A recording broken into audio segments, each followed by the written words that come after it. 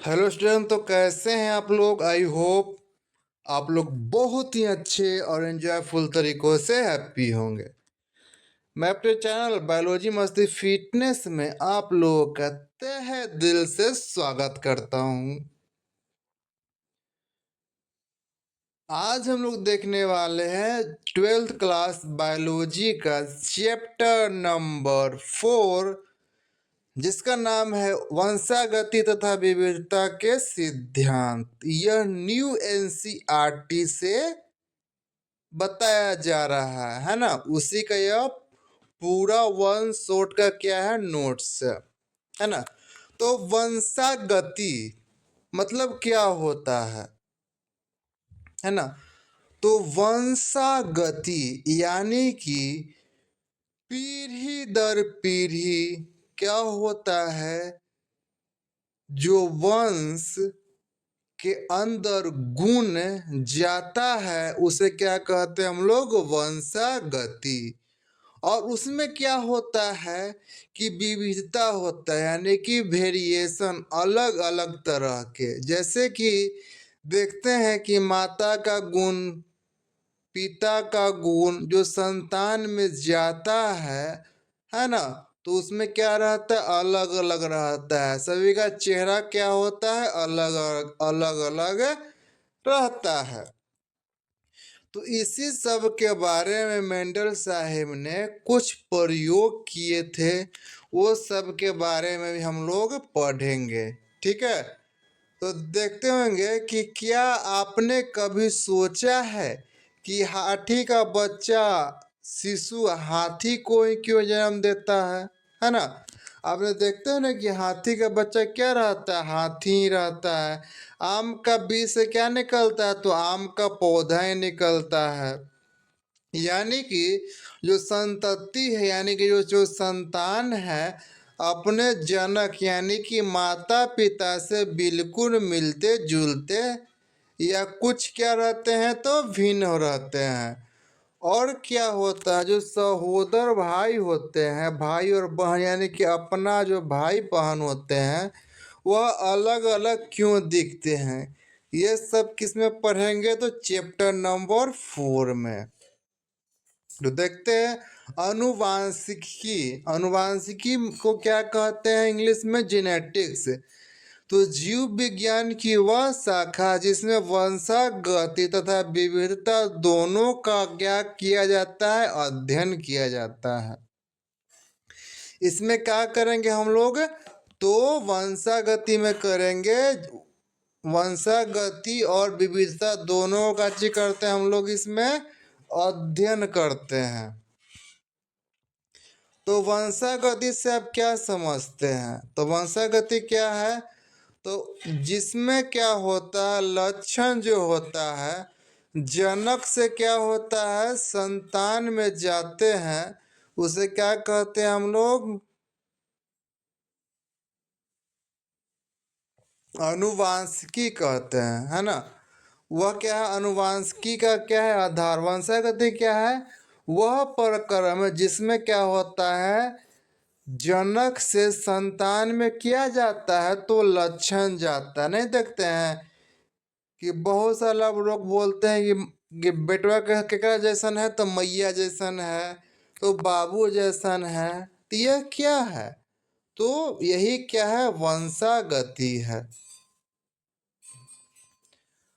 और विविधता मतलब क्या होता है, वेरिएशन। तो जनक और संतान क्या होता है, तो अलग अलग होता है। मतलब कि क्या, उसमें आप चेंजिंग देख सकते हैं कि देखते हैं कि माता का चेहरा, पिता का चेहरा सब क्या रहता है, तो अलग अलग रहता है।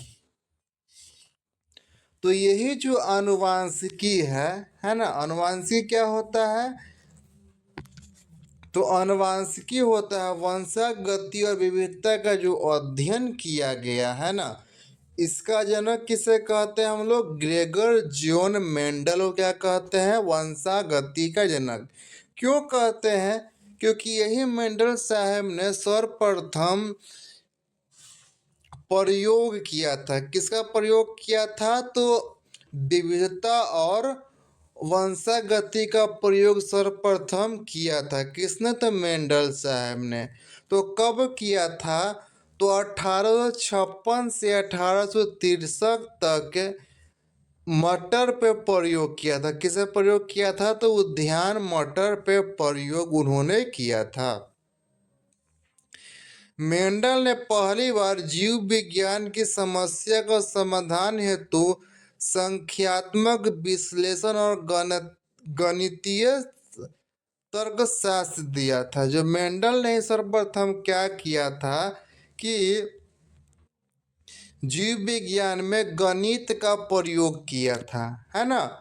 इसके योगदान के कारण इसे क्या कहते हैं हम लोग? आनुवांशिकी का इसे क्या कहते हैं हम लोग? जनक कहते हैं। ठीक है, आगे देखते हैं जो मेंडल साहब ने कितना लक्षण लिए थे इस प्रयोग के लिए? तो मटर का 7 लक्षण लिए थे, है ना। तो इसमें लिखा हुआ है, एक तरफ लिखा हुआ लक्षण, एक तरफ लिखा हुआ प्रभावी, एक तरफ लिखा हुआ अप्रभावी। प्रभावी मतलब क्या? ऐसा लक्षण जो जनक से संतान में जाता है और ज्यादा मात्रा में दिखता है, उसे क्या कहते हैं हम लोग? प्रभावी। और अप्रभावी क्या होता है? जो जनक से जब संतान में जाएगा तो वह नहीं दिखेगा। ठीक है, तो लक्षण पहला के लिए तने की लंबाई। तो लंबाई, जो तना मतलब क्या होता है? जो पेड़ जिस पर खड़ा हुआ रहता तना रहता है ना। तो तने की लंबाई में क्या लिए? प्रभावी था लंबा, और बौना क्या था? अप्रभावी, है ना। मतलब कि जो पौधा लिए लंबा लिए और नाटर लिए, अगर दोनों का अगर संतान उत्पन्न होगा, क्रॉस करवाएंगे तो क्या होगा? सभी पौधा क्या रहेगा? लंबा रहेगा, है ना। तो यह क्या था? मेंडल का प्रभावी गुण के कारण होता है। दूसरा क्या था? फूल का रंग लिए। फूल का रंग प्रभावी कौन है? तो बैंगनी, और अप्रभावी कौन है? सफेद। उसका फूल की स्थिति अच्छी है। दूसरा के लिए अत्यंत अच्छी मतलब क्या होता है? पुष्प कहाँ से लगता है? नीचे से ऊपर की ओर लगता है, उसे क्या बोलते हैं हम? अच्छी है। और अत्यंत क्या बोलते हैं? जो पुष्प ऊपर से लेकर नीचे की ओर लगता है। जैसे देखते नहीं है कि सरसों में क्या होता है कि पुष्प देखिए फल नीचे से लगना स्टार्ट होता है, ऊपर की ओर जाता है। उसी तरह से देखिए कि मटर के पौधे में क्या होता है? नीचे से फल लगता है, ऊपर की ओर जाता है। उसके बाद लिए फली की आकृति। फली मतलब क्या? जिसमें मटर रहता है, जो रहता है ना, जो फली रहता है उसका बाहर का कवल। तो कैसा कवल लिए? तो प्रभावी था फूली हुई, और अप्रभावी क्या था? सिकुड़ी हुई, है ना। उसके बाद लिए फली का रंग। तो रंग में कैसा था? हरा प्रभावी था और पीला अप्रभावी था। उसके बाद बीज का आकार कैसा था? गोल प्रभावी, और झुर्रीदार क्या था? अप्रभावी। उसके बाद बीज का रंग लिए तो पीला प्रभावी और हरा अप्रभावी। इस तरह से प्रयोग मेंडल साहब ने लिए, है ना। तो उसके बाद मेंडल साहब ने कहा किए कि एक लक्षण को लेकर काची किया गया, प्रयोग किए कि इसका जो संतान है किस तरह से बनेगा। तो एक लक्षण क्या लिए? तो लंबा पौधा लिए और नाटा पौधा लिए। तो लंबा पौधा क्या था? प्रभावी था, और नाटा पौधा क्या था? अप्रभावी था। तो दोनों पौधे में क्या होता है? युग्मक होता है। दोनों पौधे में क्या रहता है? गुणसूत्र रहता है ना। तो जब गुणसूत्र रहता है, मेल पौधा, मान लिया जाए कि लंबा पौधा क्या चीज है? मेल है, और उसके बाद बौना पौधा क्या है? फीमेल है ना। मान लिया जाए जब जब इसका युग्मक बनेगा, शुक्राणु और अंडाणु बनेगा, तो क्या होगा? दोनों क्या हो जाएगा? अलग अलग हो जाएगा। क्या होगा? दोनों अलग अलग होकर क्या होगा? संतान में जाएगा। जिससे क्या होगा कि पहला पीढ़ी में जो संतान बनेगा, सभी क्या रहेगा? लंबा रहेगा, यानी कि किसका गुण ज़्यादा रहेगा, तो लंबा पौधे का गुण ज़्यादा रहेगा। और बौना पौधा क्या हो जाएगा, उसमें अपना प्रभाव को नहीं दिखाएगा, है ना। उसी प्रकार जैसे ही पहला पीढ़ी में सभी लंबा पौधा हुआ, लेकिन जब दूसरा पीढ़ी आया, है ना, जब दूसरा पीढ़ी आया तो उसमें देखा गया कि तीन पौधा क्या था, लंबा था, और एक पौधा क्या था, बौना था, है ना। तो यह गुण दिखता है, यह गुण बाहर से आप देख सकते हैं ना, तो इसे क्या कहते हैं, फिनोटाइप, है ना। तो फर्स्ट पीढ़ी में फिनोटाइप का अनुपात कितना हुआ, 3:1। और जो गुण नहीं दिखता है उसे क्या कहते हैं हम लोग, जीनोटाइप, है ना। तो जीनोटाइप का अनुपात कितना हो गया, तो एक लंबा, दो को मिक्स का गुण, एक नाटा का गुण, तो यानी कि 1:2:1, किसका, ये क्या हो गया, तो जीनोटाइप का अनुपात हो गया। यहाँ नीचे लिखा हुआ है कि मोनोहाइब्रिड क्रॉस में, यानी कि एक गुण लेने के बाद जब F2 पीढ़ी आया, यानी कि दूसरा पीढ़ी में जो संतान की जब प्राप्ति होएगा तो बाहर से लंबा कितना दिखेगा, तो 3 लंबा दिखेगा, एक बौना दिखेगा। जो बाहर से जो गुण दिखता है उसे क्या कहते हैं, फिनोटाइप। नहीं बोलता आदमी कि वाह क्या मस्त फिगर है ना। और जो गुण नहीं दिखता है उसे क्या कहते हैं हम लोग, जीनोटाइप। जैसे एक शुद्ध लंबा हुआ, दो क्या नाटा हुआ, यानी कि लंबा वाला गुण उसमें गया और नाटा वाला भी गुण गया, और एक क्या होगा, बौना वाला गुण गया। ठीक है, तो इसका अनुपात कितना हो जाएगा, 1:2:1, है ना।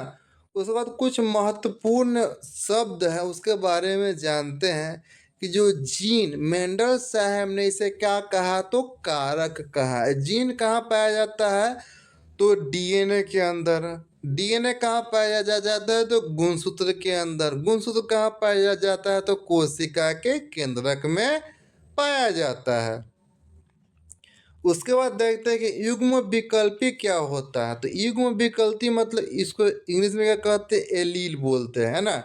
एलील बोलते हैं, यानी कि एक ही जीन के थोड़ा विभिन्न रूप जो विपरीत लक्षण को नियंत्रित करते हैं उसे क्या कहते हैं हम लोग, एलील बोलते हैं। जैसे ये क्या, टी और छोटा टी, ये दोनों क्या करता है, विभिन्न प्रकार का चीज जीन है, और ये लक्षणों का चीज करता है, तो ये निर्धारित करता है। उसके बाद है समयुग्मजी, यानी कि होमोजीनियस। मतलब क्या, सम मतलब क्या होता है, बराबर, और युग्मजी मतलब क्या, जो उसका जो गुण सूत्र है, युग्मक है ना। जैसे देखिए, जब किसी लक्षण के लिए दोनों युग्म विकल्पी समान हो, जैसे बड़ा वाला टी एक साथ रहना चाहिए और छोटा वाला टी क्या रहना चाहिए, एक साथ रहना चाहिए। उसके बाद नेक्स्ट क्या है, विषम युग्मजी। विषम मतलब क्या होता है, अलग अलग, है ना। युग्मजी मतलब क्या, जो उसका लक्षण को निर्धारित करने वाला जीन होना, जीन, है ना, वो क्या होना चाहिए, अलग अलग। जैसे बड़ा टी और छोटा टी, एक प्रभावी रहेगा और एक अप्रभावी रहेगा। इस तरह से मेंडल साहब ने 3 नियम दिए। मेंडल साहब ने कितना नियम दिए थे, तो 3 नियम, है ना। तो मेंडल साहब का पहला नियम क्या था, तो प्रभाविता का नियम। प्रभाविता मतलब क्या होता है, जिसका प्रभाव ज्यादा हो, है ना। जैसे कि लक्षणों का निर्धारण निर्धारण किसके द्वारा होता है, तो जीन के द्वारा होता है ना। मतलब कोई किसी का लक्षण, जैसे कोई लंबा हो गया, चौड़ा हो गया, नाटा हो गया, इसका निर्धारण किसके द्वारा होता है, तो जीन के द्वारा ही होता है। तो कौन सा जीन के द्वारा होता है, तो एक, जैसे इंसान में मान लिया जाए कि 1 से लेकर 22 तक जो गुण सूत्र है उसे क्या बोलते हैं, अलिंगी गुण सूत्र। और 23वां जो रहा है उसे क्या बोलते हैं हम लोग, लिंगी गुण सूत्र। तो अलिंगी गुण सूत्र से क्या होता है, इंसान का पूरा हाथ पैर इत्यादि का निर्माण होता है, और लिंगिक गुणसूत्र से क्या होता है, उसका लिंग का निर्माण होता है। तो ये मेंडल साहब ने बताया कि जो कारक होता है, जीन होता है, उसी के द्वारा क्या होता है, तो लक्षणों का क्या होता है, तो निर्धारण होता है ना। इसमें तो देखा गया कि जब एक लक्षण को मेंडल साहब ने लिया तो उसका जो F2PD में जो हुआ, जो जो फिनोटाइप का अनुपात कितना आया, 3:1। उसके बाद हम लोग देखते हैं मेंडल का दूसरा नियम, जिसका नाम है क्या चीज, विसंयोजन का नियम। विसंयोजन मतलब क्या होता है कि जब युग्मक का जब निर्माण होता है तो वो क्या होता है, पहले अलग होता है और उसके बाद संतान में क्या होता है, फिर जाता है। यह नियम इस तथ्य पर आधारित है कि युग्म विकल्पी एलील जो होता है आपस में घुल नहीं पाते हैं, और क्या होता है, युग्म के निर्माण के समय में जोड़े जोड़े के दोनों युग्म विकल्पी एक दूसरे से विसंयोजित हो जाते हैं, यानी कि अलग हो जाते हैं। जैसे देखिए जनक में क्या गुणसूत्र है, टी और टी है ना, अलग अलग है ना। तो जब इसका युग्मक बनेगा यानी कि शुक्राणु और अंडाणु बनेगा तो क्या होगा, यह अलग अलग हो जाएगा और क्या आ जाएगा, संतान में अलग अलग जाएगा। यही क्या है, दूसरा नियम है। उसके बाद मेंडल साहब ने क्या तीसरा नियम दिया, क्या नियम दिया, तीसरा नियम दिया है ना। कहाँ तीसरा नियम, तो तीसरा नियम में क्या दिया था मेंडल साहब ने, देखिए आगे देखिए, हाँ, स्वतंत्र अप्यूहन का नियम क्या दिया, तो तीसरा नियम, तो स्वतंत्र अप्यूहन का नियम दिया। तो इस नियम के अनुसार मेंडल साहब ने क्या किया, दो लक्षण लिया, क्या लिया, तो दो लक्षण को लिया। कौन सा लक्षण लिया, तो जो बीज लिए, कैसा लिए, तो बीज का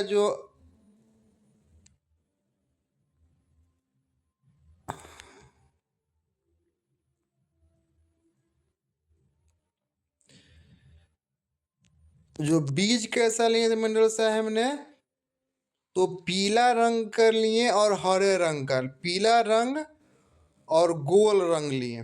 क्या लिए, पीला रंग और गोल रंग का क्या लिए, बीज लिए, है ना। उसके बाद क्या लिए, झुर्रीदार और हरे रंग का बीज लिए, है ना। और जब इसको क्या किए, आपस में क्या किए, द्विसंकर क्रॉस जब करवाएं, है ना, यानी कि दो गुण लेकर द्विसंकर क्रॉस करवाएं, तो देखा गया कि इसमें जो है फिनोटाइप का अनुपात कितना आया, 9:3:3:1 आया। फिनोटाइप मतलब क्या, जो बाहर से जो गुण दिखता है उसका अनुपात कितना आया, 9:3:3:1। और जीनोटाइप का अनुपात कितना आया, 12, यानी कि 12 12 4 21 21 सारा अनुपात में आया। ठीक है, तो इस तरह से मेंडल साहब ने 3 नियम दिया, है ना।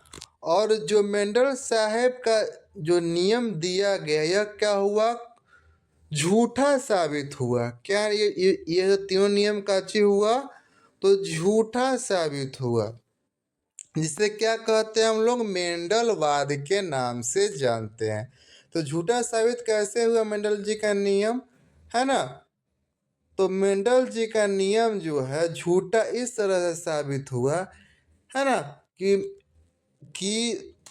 दो तरह का पुष्प लिया गया, लाल पुष्प लिया गया और सफेद पुष्प लिया गया। कैसा पुष्प लिया गया, लाल पुष्प लिया गया और सफेद पुष्प लिया गया।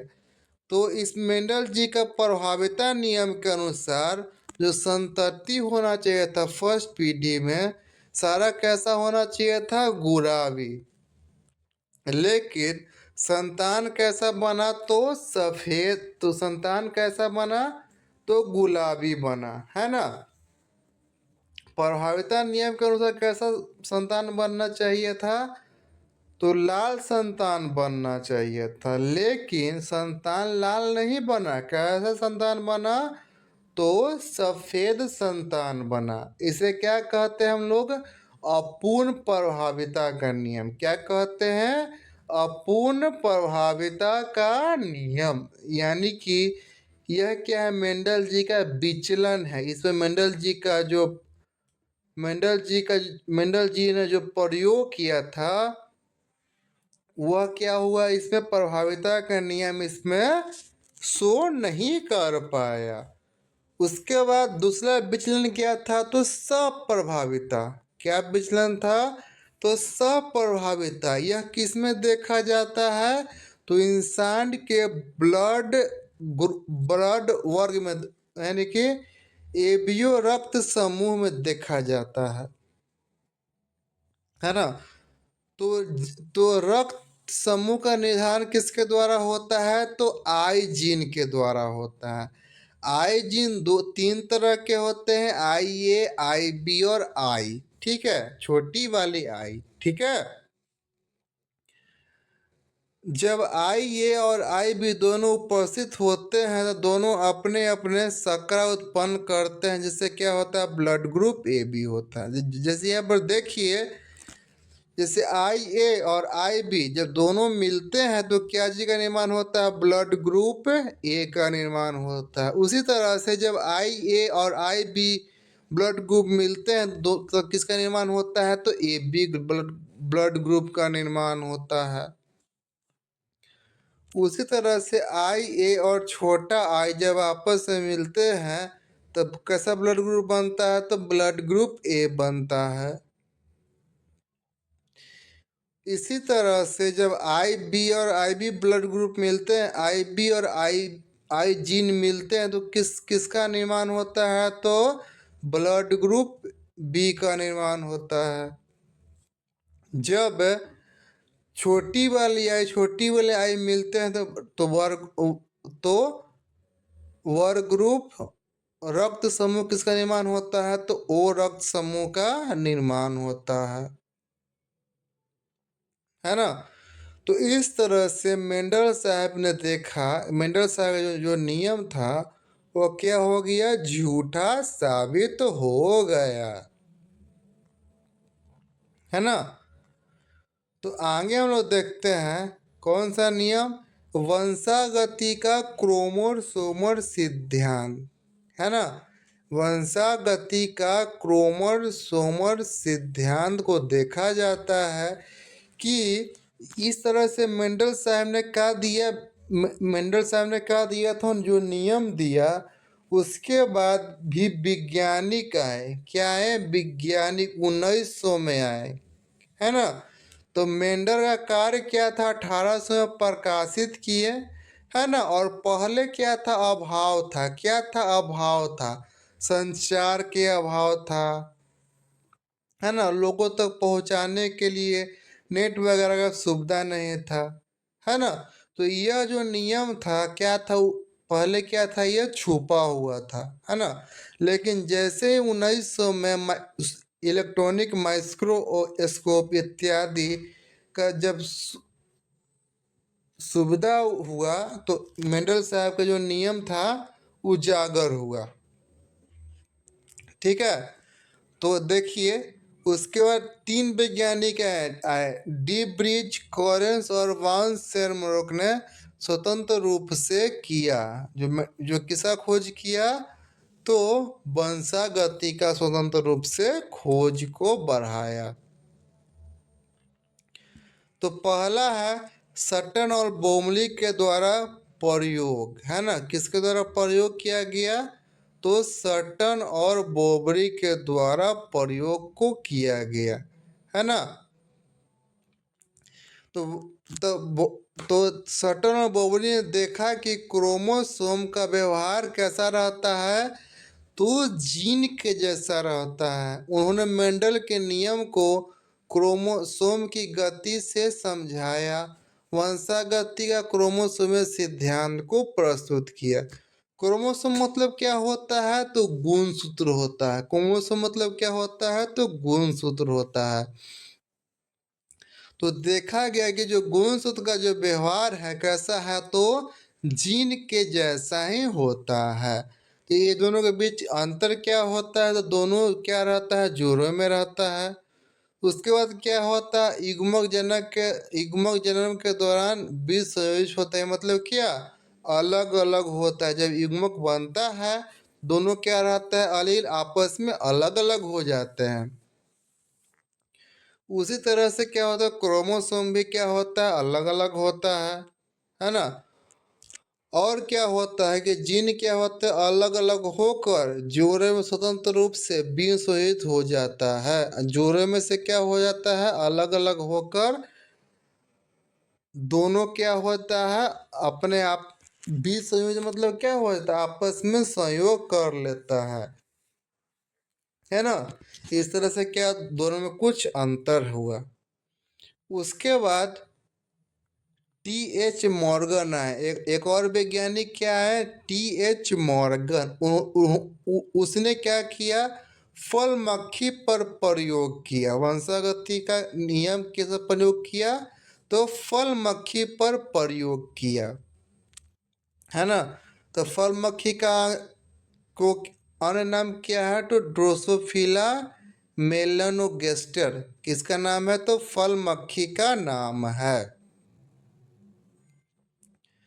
तो इसमें देखा गया है क्या होता है कि सहलगनता और पुनर्योजन पाया जाता है। किस क्या पाया जाता है? सहलगनता और पुनर्योजन इसमें पाया जाता है। तो एक ही क्रोमोसोम पर स्थित जीनों की भौतिक संयोजन से ये जीन साथ में जाता है। मतलब सहलगनता मतलब क्या? जो इसका जो जीन है आपस में जब पास पास रहेगा तो क्या होगा? जो संतान में जाएगा तो क्या रहेगा? दोनों जीन साथ में जाएगा। और पुनर्योजन में क्या होता है कि जो जीन है क्या रहता है? अलग अलग यानी कि दूर दूर रहता है। जिससे क्या होता है? अलग अलग जीन को जान अलग अलग जीन कहाँ जाएगा? तो संतान में जाएगा। तो ड्रोसोफिला के बारे में थोड़ा जान लेते हैं कि यह 2 हफ्ते का इसका जीवन काल होता है। और नर मादा में अंतर आसानी से आप देख सकते हैं। और इसके संग इसका इसका जो संतान था इसकी जो संतति की संख्या है बहुत ही ज़्यादा मात्रा में होता है ना। जब जब टी एच मॉर्गन ने जब प्रयोग को किया तो देखा गया कि इसमें इसका जो सेकेंड पीढ़ी में का जो अनुपात था कितना अनुपात आया? 9:3:1 आया। ठीक है। जब क्रॉस ए करवाया जब क्रॉस बी करवाया दो तरह का जीन लिए। कैसा जीन लिए? दो तरह का जब जीन लिए, एक वाई जीन लिए और डब्ल्यू जीन लिए, है ना। तो देखा गया कि इसमें जो है पुनर्योजन कितना हुआ? तो 1.3%। यानी कि जीन दूर दूर होने के कारण क्या होगा? जीन साथ में नहीं गया। और पुनर्योजन कितना हुआ? 98.7%। उसका जब जब दूसरा बार क्रॉस करवाया गया दो तरह का जीन लिया गया डब्ल्यू और एम। तो उसमें देखा गया कि पुनर्योजन कितना हुआ? तो 37.2%। और क्या हुआ? तो और संलग्नता कितना हुआ? तो 62.8% हुआ। उसके बाद देखते हैं कि बहुजीनी वंशागति क्या होता है। इसके बाद क्या होता है? बहुजीनी वंशागति मतलब कि जब कोई लक्षण 3 या 3 से अधिक जीन के द्वारा प्रदर्शित किया जाता है। मतलब कि लक्षण एक रहेगा और जीन बहुत सारा। जैसे त्वचा का रंग लक्षण है और इस लक्षण को काचे किया जाएगा बहुत सारा जीन प्रदर्शित करेगा। यानी कि नहीं देखते त्वचा के रंग में किसी का रंग गोरा होता है, किसी का रंग काला होता है, किसी का रंग क्या होता है? बहुत सारा रंग होता है ना। तो इसमें प्रभावी जीन कौन सा है? तो ए, बड़ी बी और बड़ी सी। बड़ी सी यह क्या है? तो प्रभावी जीन है। उसका अप्रभावी कौन है? ए, छोटी बी और छोटी सी। जब प्रभावी जीन रहेगा तो क्या रहेगा? पूरा दम काला रहेगा, यानी कि पूरा कैसा व्यक्ति रहेगा? काला व्यक्ति रहेगा। और अप्रभावी रहेगा तो कैसा रहेगा? व्यक्ति थोड़ा बहुत गोर रहेगा, है ना। तो लिखा गया है मानव त्वचा का रंग और क्या है? मानो मनुष्य की ऊंचाई। नहीं देखते हैं लक्षण क्या है? ऊंचाई। और इस ऊंचाई को बहुत सारा जीन प्रदर्शित कर रहा है। किसी का लंबाई ज्यादा हो जाए, किसी का लंबाई नाटा हो जाए, किसी का लंबाई छोटा हो जाएगा, है ना। उसके बाद देखते हैं हम लोग लिंग निर्धारण के बारे में। किसके बारे में? तो लिंग निर्धारण के बारे में। तो किसमें लिंग निर्धारण मतलब क्या होता है? कि महिला है कि पुरुष है ना। क्या है? मेल है कि फीमेल है? इसका लिंग निर्धारण किसके द्वारा कैसे होता है? तो देखते हैं कि हैकिंग ने 1851 में कीटों में क्या चीज किया गया? तो खोज किया, है ना। लिंग निर्धारण की भूमिका के कारण कारण इसे लिंगी क्रोमोसोम कहा जाता है। मतलब कि जैसे इंसान में एक से लेके 23 जोड़ा गुणसूत्र पाया जाता है। तो 23वां जो गुणसूत्र पाया, 23वां जो गुणसूत्र है वह क्या है? लिंगी गुणसूत्र है, यानी कि लिंगी क्रोमोसोम है। और एक से लेके 22 तक क्या है? तो अलिंगी गुणसूत्र है। उसी तरह से टिड्डा में होता है कि एक जीरो प्रकार का होता है। कौन सा गुणसूत्र? एक जीरो प्रकार का किसमें होता है? तो टिड्डा, है ना। तो मादा टिड्डा में कैसा होता है? XX होता है। और नर टिड्डा में क्या होता है? X0 होता है। तो इसमें लिंग निर्धारण किसके द्वारा होता है? तो नर टिड्डा के द्वारा होता है। अब मनुष्य में क्या पाया जाता है? तो XX गुणसूत्र किसमें पाया जाता है? तो मेल में पाया जाता है, मादा में पाया जाता है।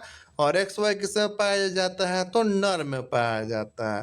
तो इंसान में भी क्या होगा? लिंग निर्धारण किसके द्वारा होगा? तो नर के द्वारा ही होता है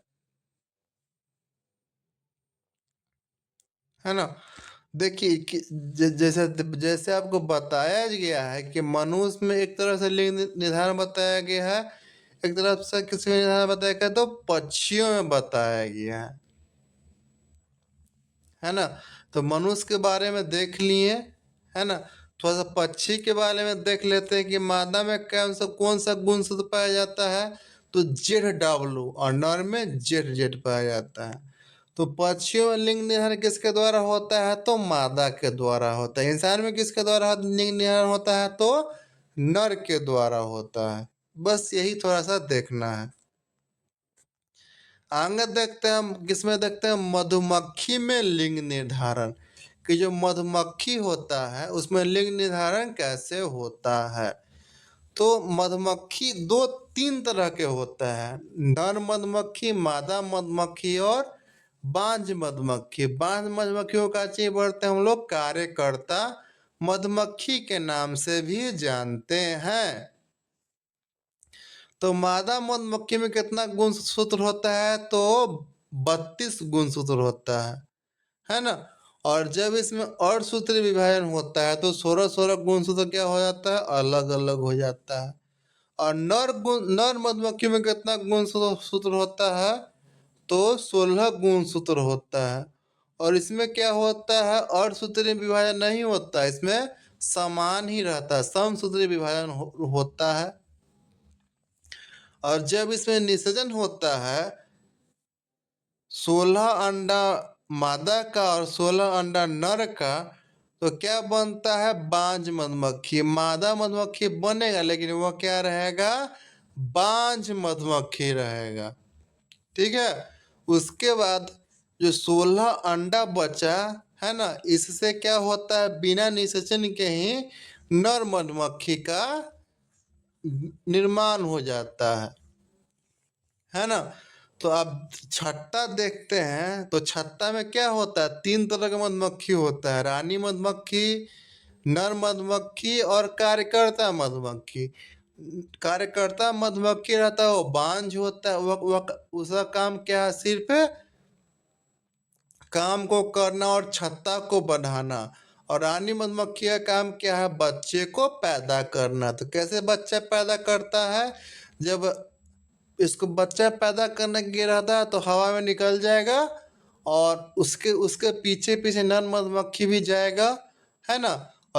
और 16 गुणसूत्र से क्या होता है, नर मधुमक्खी का 16 शुक्राणु निषेचित हो जाता है, तो जिससे क्या चीज का निर्माण होता है, तो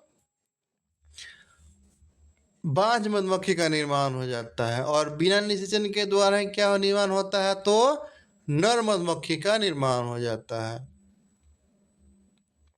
है ना। उसके बाद देखते हैं उत्परिवर्तन। उत्परिवर्तन मतलब क्या, परिवर्तन होना है, किसमें, जीन या डीएनए या गुणसूत्र में, है ना। गुणसूत्र, जीन या डीएनए में अचानक होने वाले परिवर्तनों का चीज कहते हैं हम लोग उत्परिवर्तन कहते हैं। तो उत्परिवर्तन कितने तरह के होते हैं, तो मुख्य रूप से 2 तरह के होते हैं, बिंदु उत्परिवर्तन और फ्रेम शिफ्ट उत्परिवर्तन। बिंदु उत्परिवर्तन में क्या होता है कि डीएनए की एकल क्षार, मतलब कि जो डीएनए बना हुआ रहता है, किससे बना हुआ रहता है, क्षार से बना हुआ रहता है। तो एकल क्षार में क्या रहेगा, तो कुछ परिवर्तन होगा, है ना। उसे क्या बोलते हैं हम लोग, बिंदु उत्परिवर्तन। इससे कौन सा बीमारी होता है, तो सिकल सेल एनीमिया। उसके बाद फ्रेम शिफ्ट उत्परिवर्तन, इसमें क्या होता है कि डीएनए क्षार में क्या होता है, घटता और बढ़ता है, जिससे क्या हो जाता है, बीमारी होता है, डाउन सिंड्रोम, टर्नर सिंड्रोम। इसमें क्या होता है, गुणसूत्र घटने और बढ़ जाता है ना। आगे देखते हैं हम लोग कि अनुवांशिक विकार के बारे में देखते हैं। अनुवांशिक विकार मतलब कि क्या होता है कि उत्परिवर्तन के कारण जो विकार उत्पन्न होता है उसे क्या बोलते हैं हम लोग, अनुवांशिक विकार बोलते हैं। ठीक है। तो, तो मेंडल साहब ने काची बोला था, जीन को काची बोला था, कारक बोला था, है ना। उसे तो जीन को क्या बोला था, कारक, इसलिए क्या बोलते हैं इसको हम लोग मेनली विकार भी बोलते हैं, है ना। तो मेनली विकार में कौन कौन सा है, तो हीमोफीलिया, वर्णधाता, थैलेसीमिया, दात्र कोशिका अवरक्ता और फिनाइल कीटोनिया, यह क्या है, तो मेनली विकार में आता है ना। उसके बाद क्रोमोसोम विकार में क्या होता है कि down syndrome, Turner syndrome, Klinefelter syndrome किस में आता है, तो क्रोमोसोमीय विकार। यानी क्रोमोसोम में क्या होता है, संख्या उसका घटने और बढ़ने से जो जो विकार उत्पन्न होता है, जो रोग उत्पन्न होता है, उसे क्या बोलते हैं हम लोग, क्रोमोसोमीय विकार बोलते हैं। और मेनली विकार किसे बोलते हैं, कि जीन में जो उत्परिवर्तन होता है, यानी कि जो जीन में क्या होता है, अचानक परिवर्तन होने से जो विकार उत्पन्न होता है, जो बीमारी उत्पन्न होता है, उसे क्या बोलते हैं हम लोग, मेनली विकार बोलते हैं। ठीक है। तो मेनली विकार में पहला विकार कौन सा है, तो हीमोफीलिया। पहला विकार कौन सा है, तो हीमोफीलिया, है ना। हीमोफीलिया क्या होता है, तो इसमें इसमें इंसान के शरीर के अंदर क्या होता है, खून जमता नहीं है ना। कट जाएगा तो क्या होगा, वह खून बहना रुकेगा नहीं, जिससे क्या होता है, इंसान की मृत्यु हो जाती है। यह बीमारी सर्वप्रथम कहाँ हुआ था, तो महारानी विक्टोरिया को, इंग्लैंड की महारानी कौन था, महारानी विक्टोरिया को हुआ था। उसके बाद देखते हैं दूसरा बीमारी वर्णधाता बीमारी के बारे में। तो इस बीमारी में क्या होता है, आप रंग पहचानने में इंसानों का जी होता है दिक्कत होता है। तो कौन सा रंग पहचानने में दिक्कत होता है, तो लाल और हरा रंग को क्या होता है इसमें पहचानने में दिक्कत का सामना करना पड़ सकता है। आगे देखते हैं बीमारी मेंडली विकार में कि दात्र कोशिका अवरक्ता, मतलब कि क्या होता है इस बीमारी में, इसे बोलते हैं हम लोग सिकल सेल एनीमिया के नाम से भी जानते हैं। किसे, दात्र कोशिका अवरक्ता को जानते हैं। इसमें क्या होता है कि एनीमिया क्या होता है, एनीमिया खून के कमी के कारण होता है। तो सिकल सेल एनीमिया किस में होता है, तो खून में ही होता है ना। तो खून में क्या होता है, तो डीएनए पाया जाता है, आरएनए पाया जाता है ना। तो यह बिंदु परिवर्तन का एक उत्कृष्ट उदाहरण है। इसमें हीमोग्लोबिन के बीटा ग्लोबिन की छठी कोशिका पर ग्लूमेटिक के अम्ल का वेलिन के द्वारा प्रतिस्थापित हो जाता है। देखा जाता है कि जो हीमोग्लोबिन है वो क्या करता है, ऑक्सीजन को पूरे शरीर में लेकर जाता है। तो वह उसका उसका कुछ श्रृंखला बना हुआ रहता है। तो उस श्रृंखला में क्या हो जाता है कि छठा जो श्रृंखला है ना बीटा कोशिका का, उसमें glue glue GLU gloom glue क्या जी है ग्लूमेटिन के जगह पे बेलिन बन जाता है। यह क्या है, अमीनो अम्ल है। क्या है, GLU क्या है, अमीनो अम्ल है। छठा अमीनो अम्ल है ना। जिससे क्या हो जाता है कि जो इंसान का जो कोशिका होता है आरबीसी है, गोल के जगह पे कैसा हो जाता है, हंसुआ का आकार हो जाता है ना। लिखा हुआ सिक्कल अनुपात हो जाता है, सिक्कल हो जाता है। जिससे क्या होता है, खून जो है नस में बहने में उसको दिक्कत होता है, जिससे क्या होता है इंसान की मृत्यु हो जाती है ना। आगे देखते हैं कौन सा बीमारी, थैलेसीमिया की बीमारी के बारे में देखते हैं। यह एक परिणात्मक समस्या है। इसमें क्या होता है, ग्लोबिन श्रृंखला का संश्लेषण बहुत ही कम मात्रा में होता है।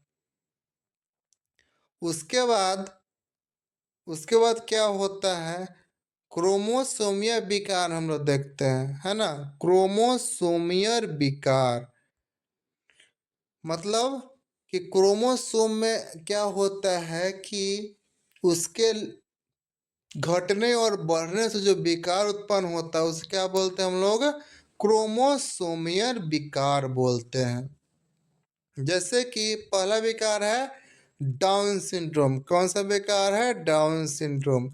इसमें क्या होता है कि किसमें क्रोमोसोम में एक अतिरिक्त गुणसूत्र जुड़ जाता है। जैसे इंसान में होता है ना, एक से लेकर 23 जोड़ा तक गुणसूत्र। तो 21वां जोड़ा में क्या होगा कि एक अतिरिक्त गुणसूत्र आ जाएगा, जिससे क्या हो जाएगा कि इंसान का कद छोटा हो जाएगा, मुंह आंशिक रूप से खुला हुआ रहेगा, जीभ में खांच रहेगा, चौड़ी क्या रहेगा, हथेली रहेगा। इस तरह से क्या उसमें रहेगा, उसके शरीर में यह विकार को देखा जाएगा। दूसरा विकार है क्लाइफिल्टर सिंड्रोम। इसमें क्या होता है कि लिंगी गुणसूत्र में क्या होता है कि एक गुणसूत्र की संख्या क्या हो जाता है, बढ़ जाता है। 46 से क्या हो जाता है 47, जिससे क्या हो जाता है यह इंसान और पुरुष दोनों में होता है। जिससे क्या होता है, इंसान भी बांझ हो जाता है और पुरुष भी बांझ हो जाता है। इंसान पुरुष तो रहेगा, देखने में अंदर से, देखने में बाहर से पुरुष रहेगा, महिला भी रहेगा, लेकिन उसमें क्या हो जाता है कि वह बांझ हो जाता है ना। उसके बाद टर्नर सिंड्रोम में क्या होता है कि एक गुणसूत्र की कमी हो जाता है, जिससे क्या हो जाता है कि लैंगिक लक्षण का अभाव हो जाता है। मतलब कि महिला में अंडाशय का निर्माण नहीं होगा, पुरुष में क्या निर्माण नहीं होगा, लैंगिक अंग का निर्माण नहीं होगा, है ना। जिससे क्या होता है, इंसान बांझ हो जाता है। दोनों में इंसान बांझ होगा, क्लाइफिल्टर सिंड्रोम में भी और डाउन सिंड्रोम में ही। कुछ क्विक रिवीजन है बीमारी के बारे में। इधर विकार लिखा गया है, इधर प्रकार लिखा गया, इधर इधर क्या लिखा गया है, उसका कारक लिखा गया।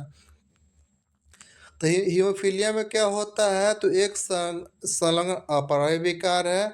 इसमें क्या होता है, रक्त थक्का नहीं जमता है।